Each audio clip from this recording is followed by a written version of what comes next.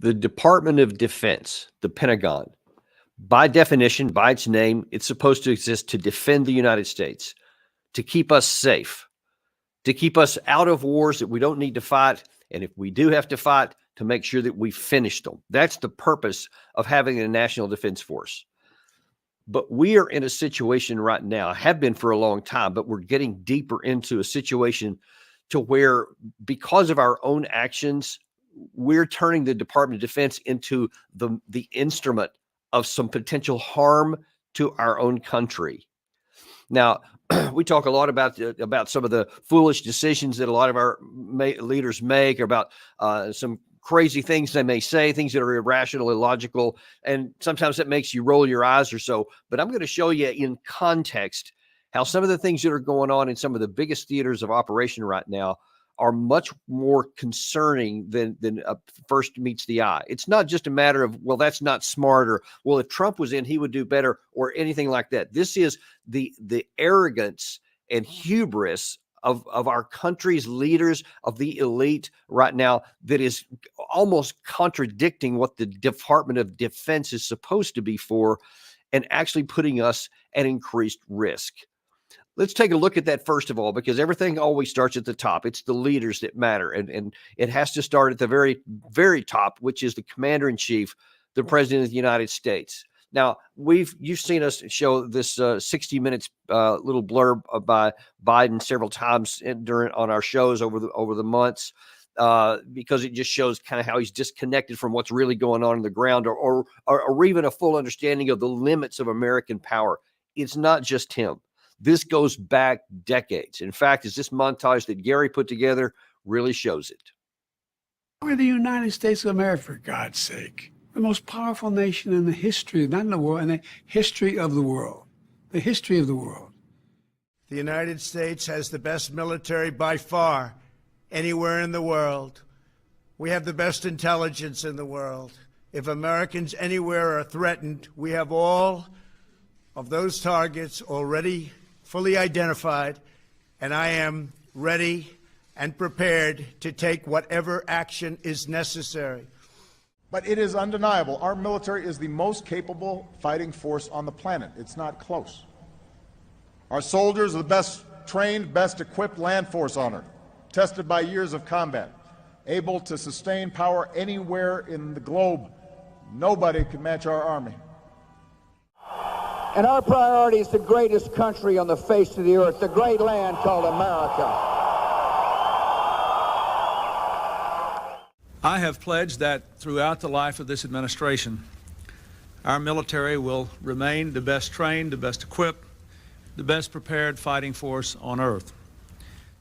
Well, those are all great words, and that's always been a point of pride for Americans, and especially all these patriotic, red-blooded, folks are always happy to hear that, and most people are, even if you're not a big cheerleader of it. It's a good feeling to know that the national defense capability of your country will keep you safe. It's not just our two oceans and the two friendly countries to our north and south, but it's also our ICBM force, our nuclear capacity, our conventional force, our Navy, our Air Force, our Army, our ability to project power will keep us safe. That's a good feeling.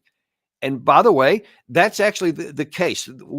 Our force is powerful enough to keep us safe indefinitely. It is possible, it is capable of deterring anybody from making an unprovoked attack against us. And as far as we can see, as long as, and it's not a blanket statement, it has a provision, as long as we make prudent choices and wise decisions. It's not just enough to be able to beat your chest and say how strong you are. You have to have the wisdom that goes along with the strength, or you could misuse that strength and actually cause harm to yourself, not defend yourself. Now, I'm going to take some of the biggest issues that we have facing us right now and just show you a few representative samplings, and I'm going to show you why the arrogant statements are harmful and where they could go. We're going to start off looking at the Iran-Israel situation, since that one's kind of in the news a lot today. And then we're going to go to the Russia-Ukraine war, and then we're going to go to the Indo-Pacific. And in each case, you're going to see some really arrogant, presumptuous statements that are not backed up by ground truth reality. Let's start off first with the Israel-Hamas situation. And we have David Petraeus, who's arguing here that, yes, we need to support Israel doing whatever they're going to do into Rafah. You don't send the fire department to put out 70 or 80% of the blaze. You need to take it all out. So do you think they should go into Rafah? I do think they have to, but you have to do it the right way. Okay. The Rafah issue is something we've been talking a lot about here on this channel. It's in the news again today because apparently Netanyahu has given an order, has selected a date, and they're going to go into Rafah. Even though the U.S. at the official level has been saying, don't do it, don't do it, don't do it. You have Netanyahu says, I'm going to do it anyway. And then you have people like Petraeus and several others, a couple we're going to show you in a minute, are cheerleading them on, yes, go ahead and do it. Here's the problem. You can't succeed that way. Netanyahu has committed his country to a military path to seek a political objective, make his country safe, that cannot be accomplished. David Petraeus, of all people in America, should know that that is an unattainable military objective, and especially in Rafah, because Rafah is where so many people have gone. There's now over 1 million people in that area, and there's nowhere for them to go. But we've seen that the Israeli army has just recently left Khan Yunis after they occupied that area, and it's nothing but a moonscape. It looks like something from World War II. It was just wiped out. There's nothing but skeletons of buildings left over. That's what they're getting ready to do down here in Khan Yunis, in Rafah. But where are the people going to go to be safe? And if he goes in there and there is no path to get the people out, then the casualties that have been sparked up to this point, allegedly over 33,000 Palestinian people have been killed, mostly women and children. That number is just going to spike up again. And the Israel is already on the knife's edge of losing Western support. And they're already got a lot of angst from other members of the Arab community, especially in the Middle East. They're very much against them. This could push them over the edge to even lose American support, which was heretofore unthinkable. But because of so many actions like this, that's where we're at right now. Petraeus should know that he should not advocate them going into taking out the Hamas in Rafah because it can't be done. And what I mean by can't be done, yes, Israel can go and kill any number of people. That won't attain the objective because they can't identify who is Hamas and who is just a Palestinian man. And they cannot go in there and kill 300 or somewhere around 300,000 Palestinian men, at least, who were in that area there, because there is ostensibly 4 battalions or somewhere around 10 or 12,000 Hamas fighters that can't be identified. You can't look at a person and say, this guy is a Hamas guy and this guy is just a Palestinian man. So shoot this one, don't shoot that one. You understand how that's almost virtually impossible to identify. So what does that leave? That means that they're going to kill anything that moves. You've heard some of Jose Andre the other day talk about that. All his evidence shows that on the ground, Israel's rules of engagement say if it moves, shoot it. And certainly that's been the case that we've seen so far. It's why the casualty count's so high. So you can't go in there and do that, or you're going to end up killing more people, and you're going to cost the political and diplomatic cover that Israel has had up to this point, and it's going to cause more instability for Israel. And it's going to cause damage to us. When people around the world see American leaders say this kind of unsustainable nonsense that they can see with their own eyes isn't true, then it lowers our credibility and reputation everywhere. It makes it harder for us to get things done anywhere.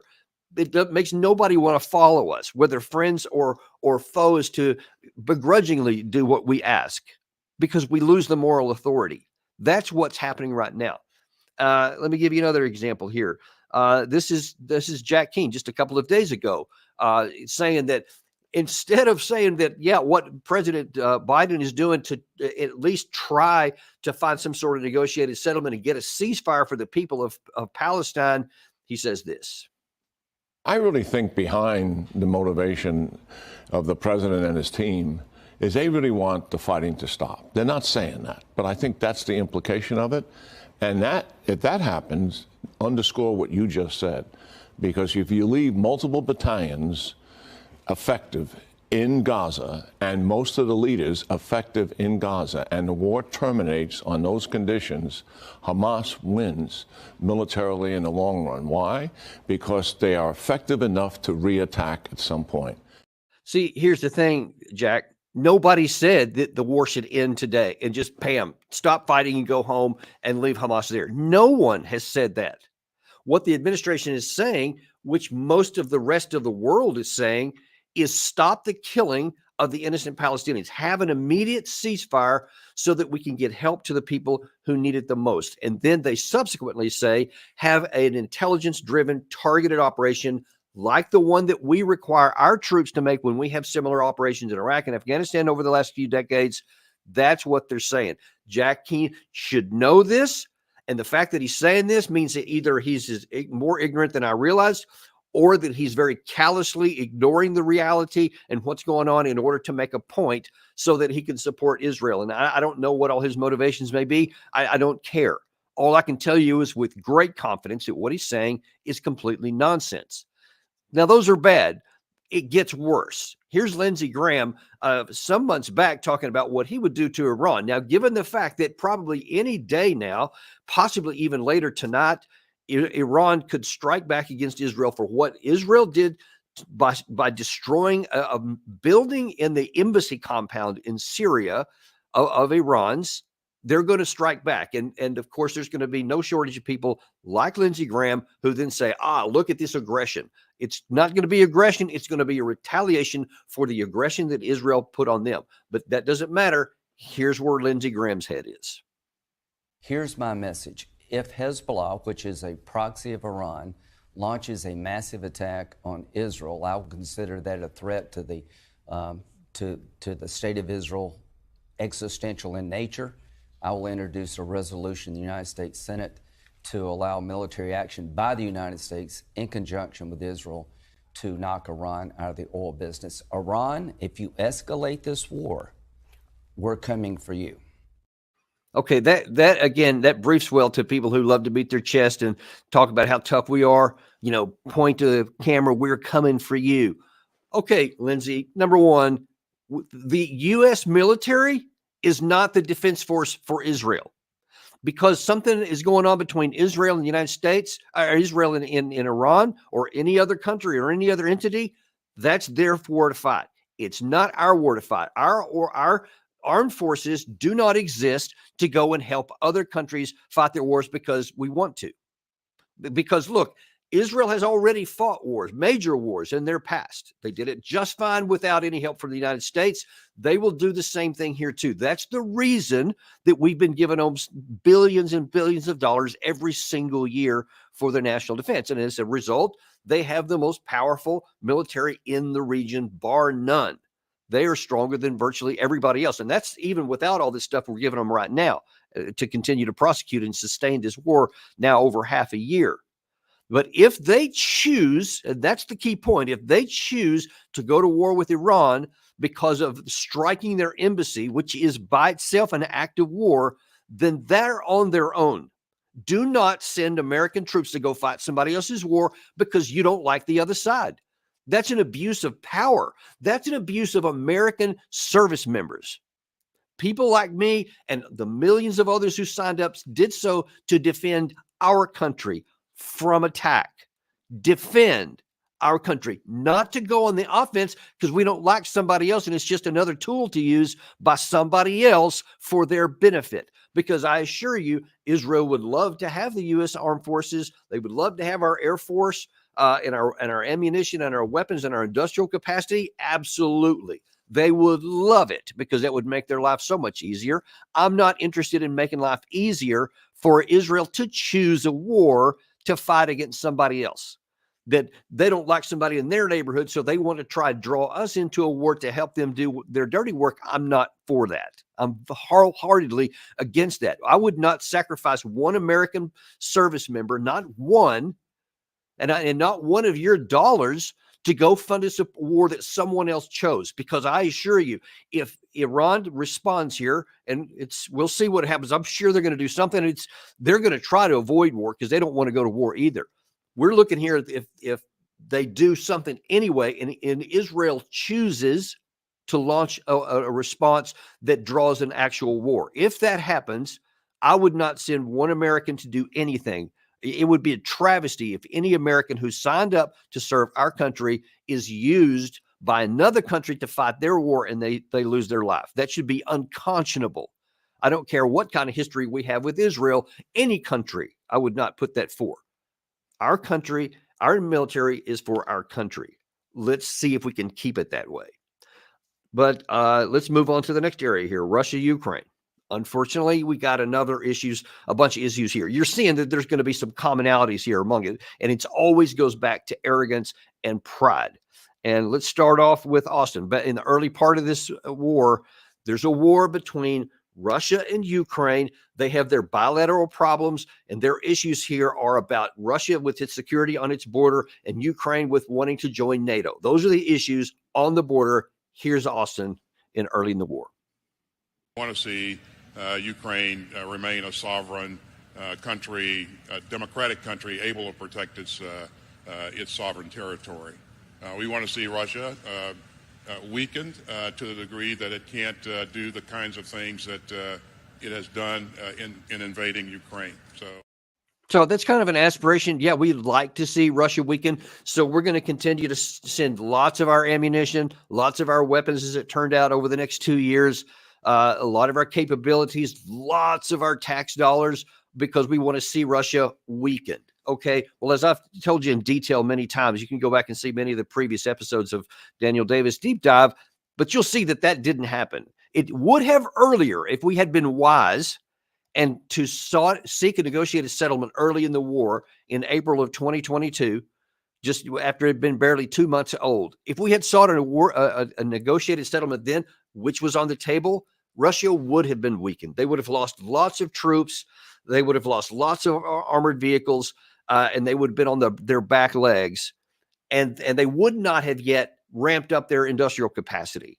And once you take the pressure of war off, then all of a sudden the impetus for putting more money into military goes way down, if not off the table, and it starts to go into rebuilding and infrastructure and all kinds of other just regular economy. That's where it would go. So we would have succeeded had we been wise in April of 2022, but we weren't. We wanted more. So then we kept the war going. Then the next great chance to succeed came in November of 2022 also, after Ukraine had their one and only two big successes in the Kherson city and in the Kharkiv district. They had two big military successes. And if, as General Milley suggested at the time, they negotiate from a position of relative strength while Russia was weak. They had just mobilized 300,000 people. They were throwing guys barely trained into the gap to try to stop the bleeding. They were at their weakest point right then. That was the best time to make a negotiated settlement. Russia would have been weakened. Again, absent the impetus of war, they would have not done a lot of the things they did subsequent. Instead, we chose arrogance. Ooh, we went a little bit far here. We got Russia got hurt. Let's push a little harder, give a few more weapons. Now let's give some tanks, some artillery pieces, mobile stuff, tanks from other countries, air defense capabilities, some long-range weapons, different kinds of aircraft. Let's just keep going here so that we can weaken them more. Well, what happened instead? Instead, Russia didn't get weakened. Russia recovered, like Russia has done so many times in their history over the centuries in similar situations. Now they're stronger today than they were before the war. There was an article a couple of days ago that talked about, quantified that Russia has completely rebuilt everything they had, but now they've added things new. And yes, their Black Sea fleet is substantially weakened from what it was, and that's something they're going to have to navigate. But that has nothing to do with the war on the ground, which is all going in Russia's favor. And their military industrial capacity is now fully engaged, cranking stuff off the assembly line 24/7, 365. And it's continuing to grow. Ukraine will never be able to match the industrial capacity of Russia. They will never be able to match the personnel of Russia. So we have now, because of arrogance, caused ourselves harm because we can't succeed in this anymore. Now Russia's not only not being harmed, every month this thing goes on further, they grow stronger.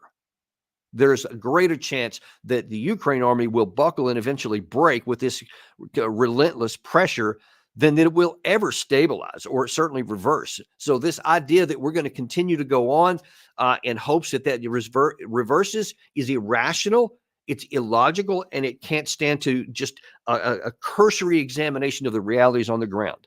But that doesn't stop our leaders from being irrational, as Secretary Blinken said just a few days ago.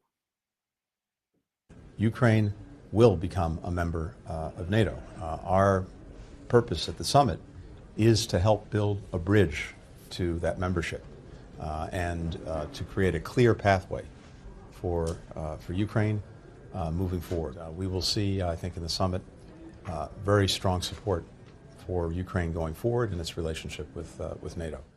Okay, for the moment, let me just explain something logistically, paperwork-wise. So I've talked to you about the military balance, all this, and I think that's pretty clear about, so you know already what he said was nonsense on that. But let's look administratively. The NATO charter requires that for anybody to be admitted as a member, that they have to have any internal disputes resolved, and they can't have any border disputes that could go into war. They have to have everything resolved.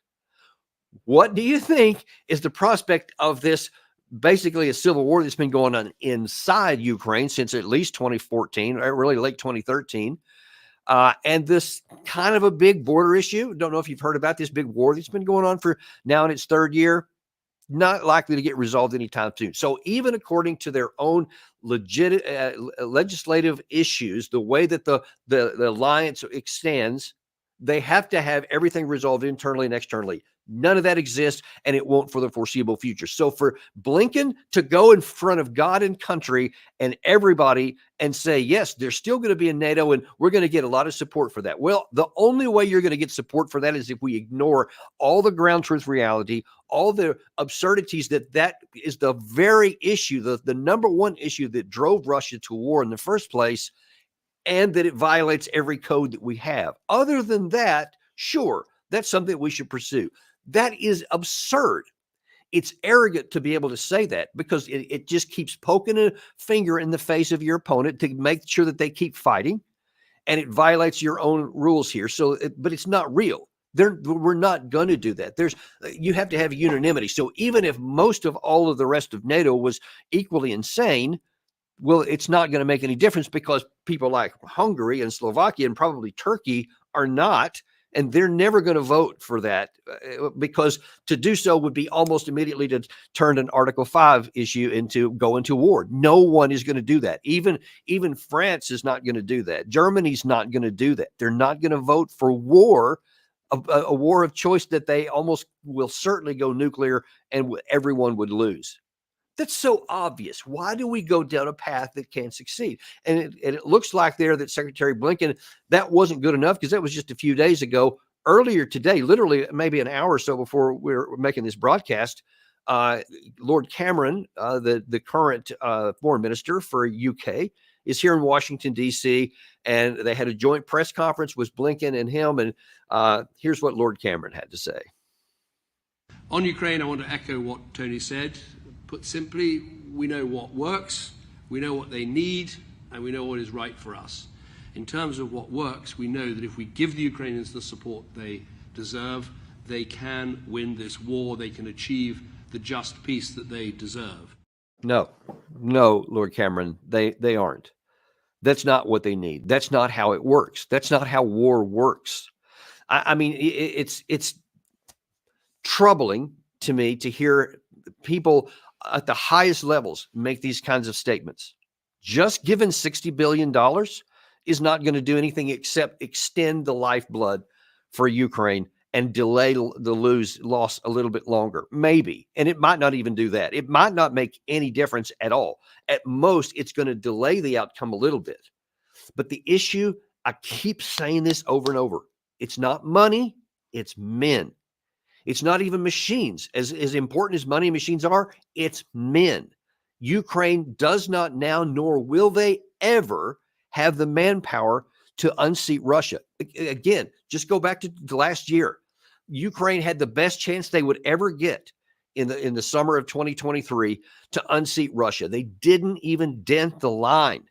And now they're being driven back everywhere. And because they've lost hundreds of thousands of men, they will never have the manpower with the training, the intensity, and the ability to sustain combat. They will never be able to create something that they didn't even do a year ago when Russia is already demonstrably larger, stronger, and more capable. It defies any kind of logic. And so for the foreign secretary to stand before the world and make those statements in Washington, D.C., it's divorced from reality. It's just arrogance to say, I want that to be true. And of course, that's the reason why Secretary Blinken had him on there, is trying to give some extra firepower to his comments about, yeah, we're going to bring them into NATO.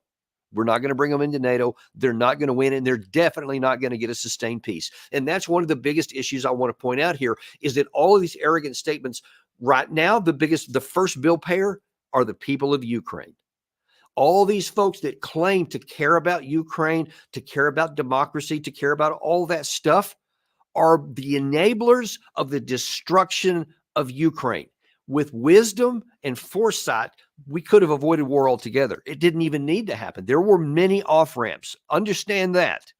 There were many off-ramps before February 2024, none of which we took.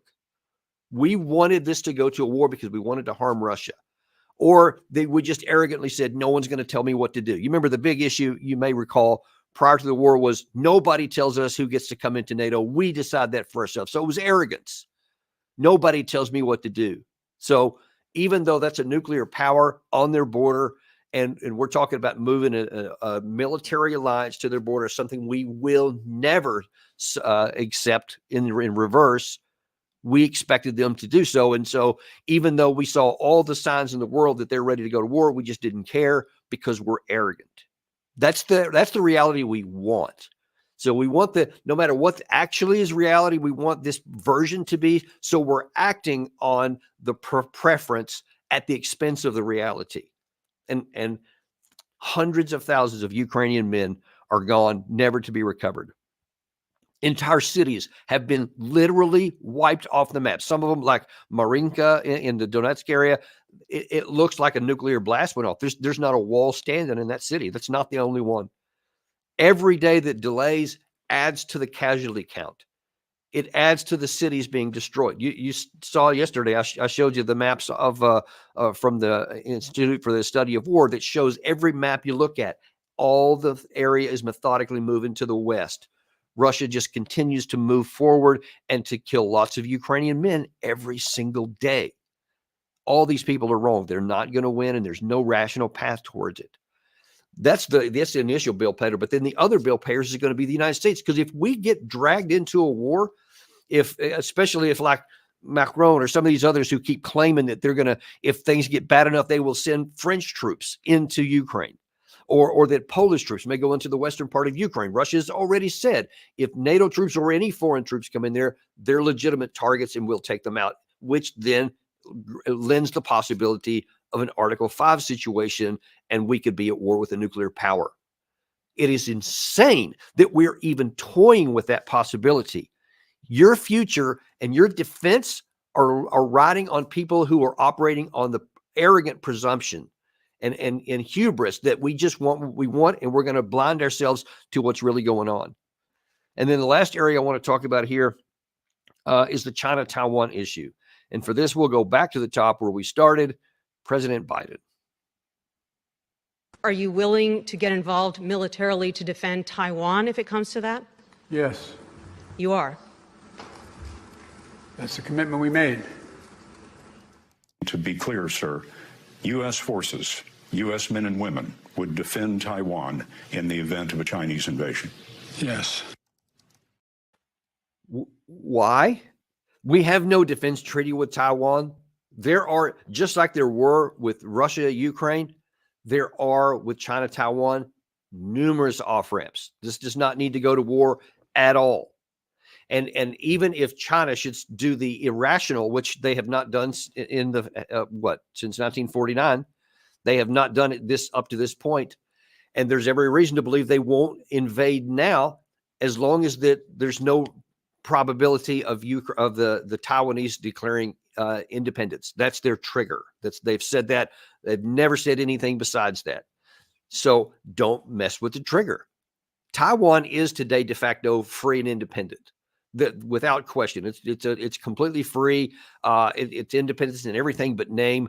And as long as we keep on with the official narrative of one China, which we agreed to in the 70s, 1979, I believe, is when we put that into effect, that there is but one China, y'all figure it out.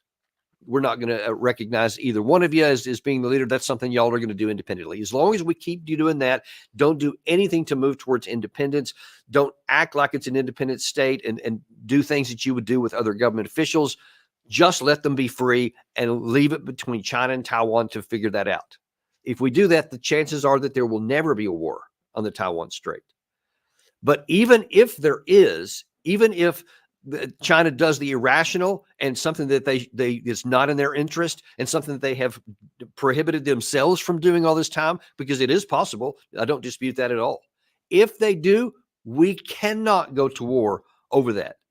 I don't care what Biden has said. There is no defense treaty, so there's no obligation. But much more than that, we don't have the capacity to do that because China has been on this long buildup for many, many years, decades, because they think that there is a chance that we would intervene on the behalf of Taiwan. So they have built a military designed specifically to intercept us on the offense. Now, globally, America has the greatest amount of military power of any country on the world, especially when you're looking at terms of our Air Force, our Navy, our Army, our ability to project power along with the Marine Corps, our nuclear triad, all those things. We truly do have more capacity than anybody else. Here's the problem with that, though, or not necessarily the problem. Here's the truth of that, though. It's not unlimited. See, too many people in America right now, especially among the elite, still think it's 1991. Like the Cold War is over. China is a peasant army. The Soviet Union has collapsed. Russia is a shell, a rusty shell from what it used to be. And that leaves us alone in charge of everything. And so we can literally do anything we wanted to in the 1990s, and we did. And whether Beijing said something or Russia or somebody in Serbia or whatever, we just like laughed at them. Even if our allies said something like France and Germany prior to us going into the Iraq war in 2003, we were really strained at that time because they didn't want us to go into it. They said it was a dumb idea. We didn't care what anybody said. We did what we wanted. And other than suffering through the losses we had on there, which were embarrassing, but on a national level, we came through that fine. Didn't destroy our economy. The army was still intact, even though it was catastrophic for the people that fought it. But you see what I'm saying? We could do that because no one had the power to do anything about it. That's no longer the case. China is not a peasant army anymore. They're now becoming a very modern army. And especially in their backyard where this war would take place, they have the strength and they have the capacity to defeat us. I mean, let's just be blunt. They can defeat us if we choose to fight China over Taiwan in their backyard. Then almost certainly we would lose. Many war games have been done that says that we could potentially prevent China from taking Taiwan, but at a catastrophic cost. Aircraft carriers being sunk in the bottom of the Pacific Ocean, hundreds of fourth and fifth generation fighters going down, thousands of Americans, and allegedly that would end up in a success because we would prevent China. I think that those were flawed because they all went on a short period of time, whereas China's thinking long term. China has the ability to sustain combat. Even if they suffered all the casualties that CSIS exercise and many similar like it show, they still can't win they can still win the war because they have the ability, the manpower, and they have the industrial capacity to continue to fight long term. We don't. We have the manpower, but we don't have the industrial capacity. Some of the missile capacities, you heard Mark Kensian of CSIS say on our show last week, some of those categories would be out in a week. China won't be out in a week. So once we deal all this death and destruction on them, and they've shot a lot of the stuff on us, they can keep going. We can't. So it is arrogant to say we're going to go fight there. We're going to go fight China over Taiwan because we can't. And it would be foolhardy to do so. And you see that's weaving around all around the areas of the world we've gone so far is this arrogance that says, this is the outcome we prefer. We want this to happen. So we're going to take action and policies based on this preference at the exclusion of whole categories of ground truth reality. Right now, here's the situation, folks. Right now, we're not at war with China, Russia, Iran, or North Korea. We're not at war with any of them. Right now, we are strong. We have a good, solid economy. We have a good foundation from which that even if we have some economic downturns, which are inevitable, every nation has them, we can endure them. We can get through them and then recover like we always have. All of those things are possible right now, as long as we get rid of this arrogant problem that we have. Because if Biden or any subsequent administration crosses that line and we do fight China, or we cross the line and we do get dragged into a war with Russia, or even in Iran, if in the next 24, 48 hours, we do some of the things that Lindsey Graham suggested and we get sucked into a war there, we have a whole new level of problems that we have never had before and that we don't need. Unless China, Russia, North Korea, or Iran launches a premeditated, unprovoked attack against us for no reason, then of course we give them a withering response. And that's why we have a national defense. That's why they won't do it, because they know that we have that capacity. But if we choose to fight any of those people, a war that is not necessary, then they'll have no choice but to respond back in full. And now then it's game on. And we haven't had a war against a peer opponent or anybody even close to that for decades. Nobody in uniform today has any concept of what it would be like to fight a peer adversary other than, looking at a computer. But I assure you that's a lot different than doing it in real life. And things would not go as well for us as what so many seem to assume they would if we fought a Russia, China, North Korea, or Iran. I assure you things would not go as well. And it's an unknown what would happen. I can't predict how any of those things would go because there's so many variables that you can't possibly even imagine how they would go. But I can tell you it would be bad. And it would be a lot worse than it's hit. And of course, especially with 3 of those 4, it could go nuclear. And I don't have to tell you what that would mean. It could be catastrophic for our country. Absolutely catastrophic. Why would we ever want to even dance around something that could be catastrophic when here's what we could do. We could insist that the Russia-Ukraine war wind down. Instead of saying we're going to give you another $60 billion and then another $100 billion next year and another $100 billion after that, or 100 and something, 20 billion like the Europeans want to do, we say, here's a finite amount of money to help you hold the line you got now, as long as you seek publicly a negotiated settlement, and we'll help you. Once that money's gone, you're on your own. So let that be your guide. Now that sounds harsh, but that's actually not harsh. That's actually wise policy, because that gives the incentive to finally acknowledge reality, even in Kiev, which also is even worse with not wanting to look at reality than we are. Now everybody has to look at reality. That war can be brought to an end. It won't be on terms that are pretty to Kiev. They could have had those earlier. Now they can't, but they can stop it. They can end the carnage. They can end the destruction so that they have a future and a hope. That is very much possible. In the Middle East, we can insist that Israel change its policies, or they can do it on their own, but they're not going to do it with American weapons. And if they choose to fight a war with Iran, make sure they know they're on their own. We will not fight a war for them against another opponent when we don't need to fight a war.